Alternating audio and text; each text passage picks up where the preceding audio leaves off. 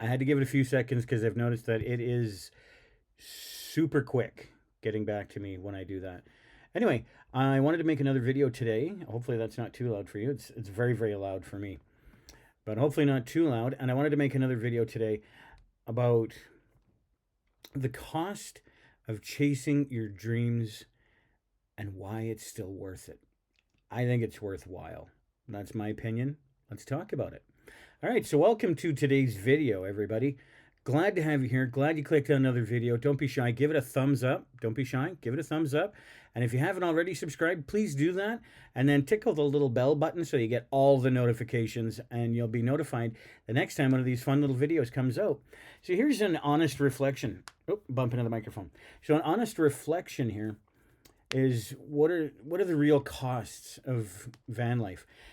And we're not going to talk about the monetary cost because we all know that there's, dollar amounts are going to be flexible and then this much money for this and that much money for that. And yeah, we all know that. We all know. But what does it really cost?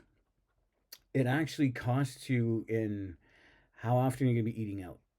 How often you're going to be going to a brand new grocery store where you don't know if the food's any good. Maybe you've never heard of Kroger. Maybe you've never heard of Safeway. Who knows what you're shopping at? Maybe you're shopping at Walmart.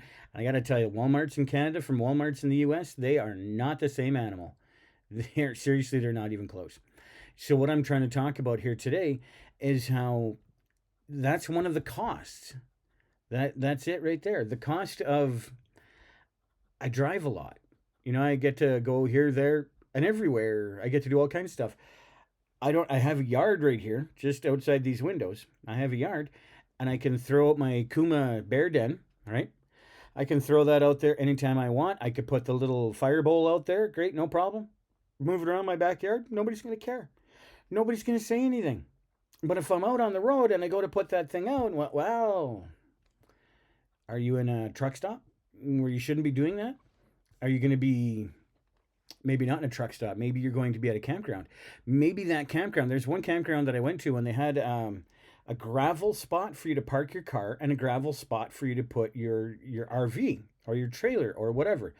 And in between was a lot of lawn. And I appreciate the lawn.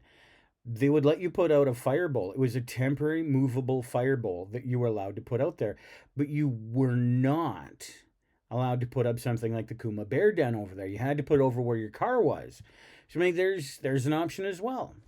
It's one of those things, like it's nowhere near the back of my RV. I can't plug in to the RV's propane and use my fireball all of a sudden. I can't do that. And well, that sucks.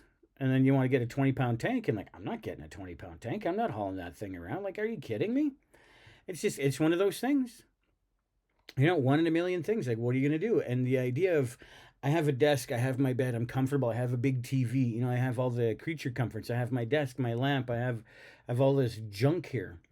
But when I get into the RV, I don't have a desk. And because I don't have a desk, I can't leave all my junk out here. So I can't just have a stack of notebooks like I have here and some other books. And I have some journals up here and I have some other notebooks over here. And I have my lens over here for my camera. It's right here. I have my lens for the camera. I have another set of microphones. I have junk, small stuff all over the place. I've got little pencils and pens all over the place. And it's one of those things where I can't do this in the RV. I can't. There's just not enough room.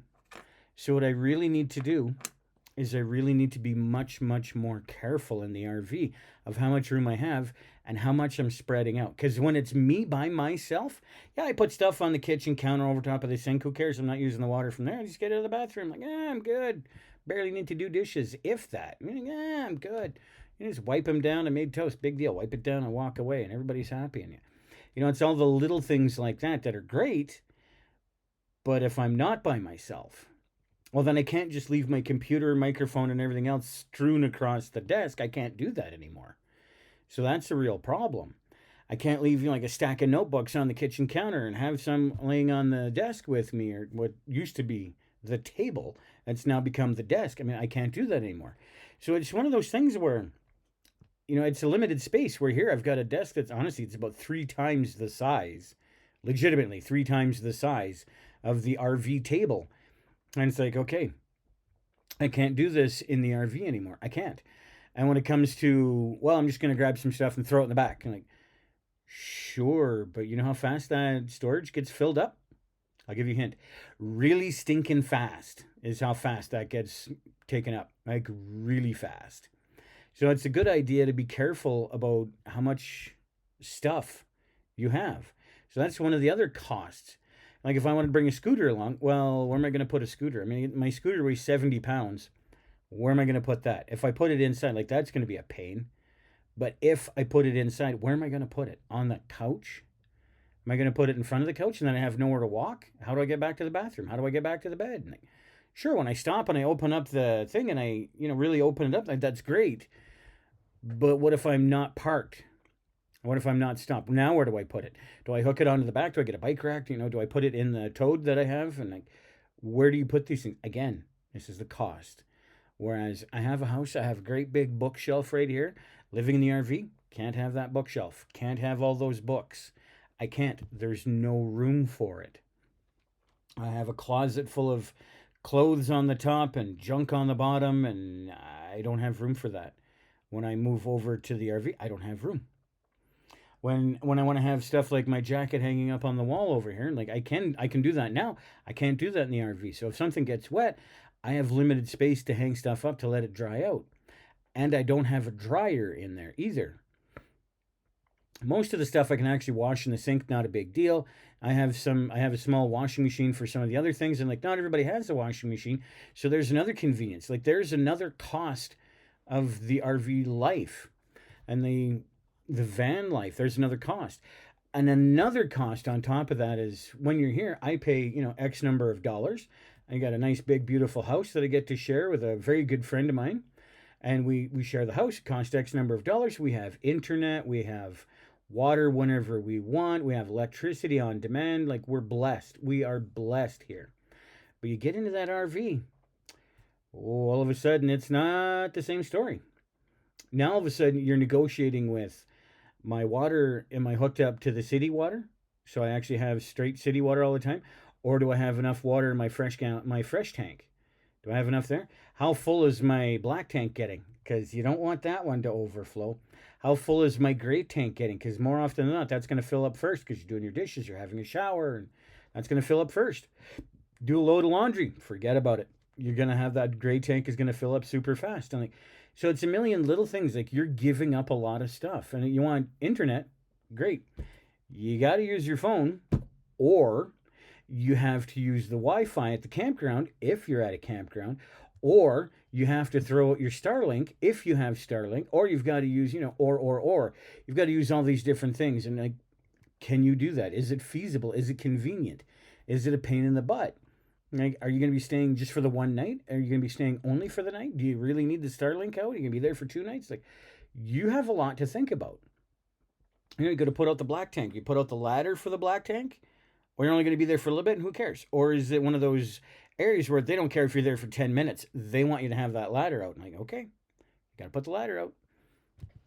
There is a cost to this.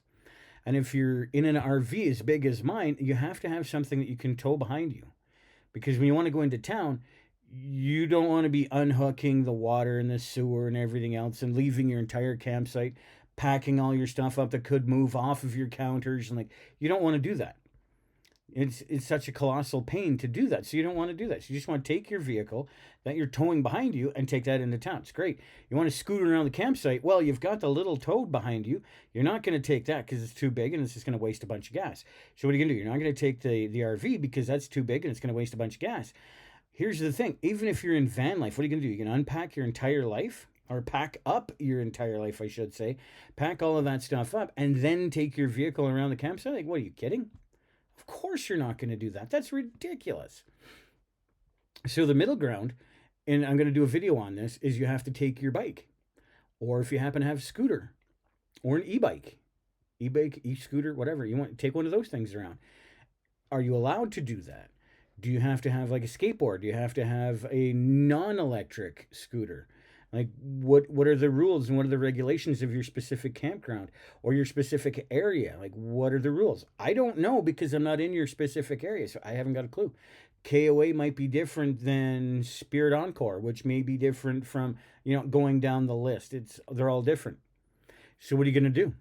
How are you going to do this? Like, what are you going to do? Like, it's a million questions. It's a million questions, and they're not the most fun.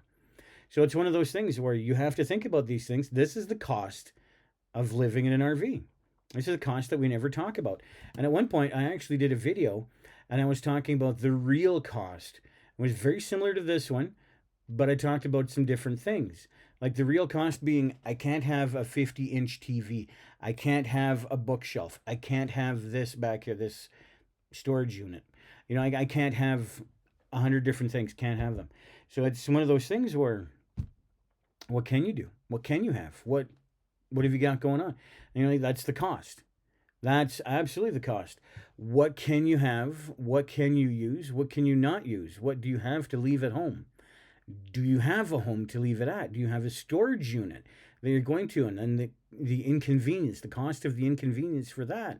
There's 100,000 questions, but these are some of the things that is not Instagrammable. Okay, you can't put it out on Instagram. Look, there's nothing there to show. It's not pretty, and nobody's ever going to show you that stuff. Like, you can only have so many clothes because your cupboards are only so big. Like, you have summer and winter and fall and spring, and you have them all in your closet lined up by season. Like, that's great. Get into an RV, you pick which season you want to go through. Because if it's summertime, you don't have room for your winter jackets. You better store that somewhere else. And then when it comes time for your rain jacket, well, maybe you don't have room for that. So you got to store that somewhere else because it's summertime. Not a lot of rain. Maybe. I mean, there's 100 things. So what are you going to do? How are you going to do it? And it's very interesting. These are not Instagrammable moments. But you know what? The freedom that living an RV or a van life or a trailer life or whatever you want to call it, that lifestyle gives you a freedom that you've never felt before. And you don't even know what to do with it because it's just so amazing. So when we talk about that, we're talking about, I have the freedom to pick up my house and to go, I wonder what Utah looks like. So I drive to Utah. Maybe it takes me 2 days to get down there. Maybe it takes me 3 days. So what? What else have I got going on? Whereas you worry about going to get groceries and go, I wonder what Arizona looks like. Hey, it's a crappy month. We're just, like, for example, right now we're in the middle of May. I want to know what it looks like in Alaska in June. Well, I can go. There's nothing stopping me. I can literally just like you can get in your car and you can drive. Well, so can I. But I bring my whole house with me, so I don't have to pull in and go, I need a hotel. Here's $150 for the hotel. Here's my credit card for. It's not actually my credit card. Anyway, you get the idea. Like, here's my credit card. $150 later. Let's go into the hotel. You leave first thing again the next morning, and you're not even there for 24 hours. Costs you $150. Where I can go to a campground. It might cost me $100 for a really top-end campground, like a KOA or something like that. Might cost me $100 to do that. They may have a hot tub or a swimming pool, and I can go out there and I can enjoy the hot tub and the pool for the night. Awesome way to relax. I can do that at a campground. You in a car, not so much, because unless you're sleeping in your car, which is okay too. That's van life. It's a vehicle dweller, in my opinion. I think that counts. But it's one of those things. Like, this is the cost of doing all this kind of thing. This is what it actually takes out of you. So it's one of those things where these are not the Instagrammable moments, but this is where the worth really comes in, where you don't get to see me driving for 2-3 hours, where, you know what, I could put not necessarily the headphones on, but I can go into my computer. It's like a computer. I could plug my phone into my radio, and then all of a sudden I'm listening to podcasts. Or if I want to listen to the radio, I can listen to the radio. I can listen to whatever station's around. And then I can, just like in your car, you plug in your podcast, your book, your audio book. Great, do it. You want to listen to some music, you've got a curated list. Like, great, plug it in, go for it. I can do the same thing. I can jam out for 2, 3, 4, 5 hours. Like, it is awesome. And then when I stop, I'm in a different place. I'm in a whole different city. I'm in a different territory. 4 hours from here, I'm in the U.S. 5 hours, I'm halfway through Montana. Loving it, by the way. Halfway through Montana. Go another day, And then I'm on the other side of Montana, give it another day, and I'm into Arizona. Like, who cares? Who cares? And I sit back and I go, I wonder what the California ocean looks like right now. I can drive. It's just a few hours away. And then when I get there and I go, yeah, I want to check this out. I want to stay here for a few days. And maybe I'm going to learn how to surf. I'm going to stay here for a few days. Cool, no problem. I have my house with me. That's one of the things that you don't often think about. I mean, yeah, there's a lot of inconveniences and a lot of drawbacks, but at the same time, there's some real bonuses to it.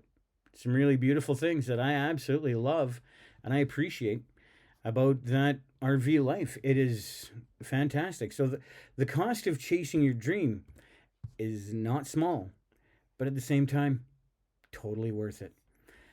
So just in my humble opinion, get out there, live your life, live your dream. Enjoy every moment that you have available. Get out there. And remember, go outside. Okay? Go outside. Worst case scenario, a bear kills you. And short of that, you're okay. Have a great night, everybody. We'll talk to you soon.